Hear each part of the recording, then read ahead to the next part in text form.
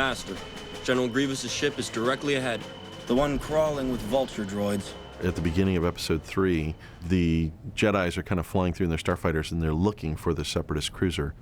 There was a concept sketch that Joe Johnston had done. It looked a lot like a whale to me, kind of like a whale with baleen in its mouth. I didn't think it was particularly graceful, but it was really interesting. And so did a concept model of that was probably about 8 inches long. And then I started making one on my own that was more kind of in the direction that we went. George talked about he needed this hangar. He needed for the Jedis to fly into this hangar, and they had to be able to skid to a stop.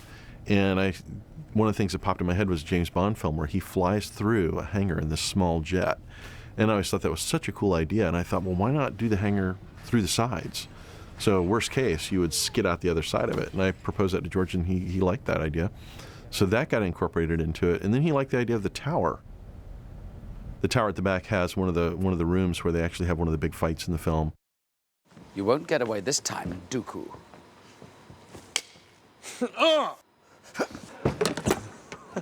I'll take you on my own. And that has a totally different look and feel to it than the room that's at the front, where they're in during the crash sequence. And so you'd have these really different looks to it and these really different views from the window. So George liked that. But then we also kind of went in this other direction where we put this more like bird beak type front on it.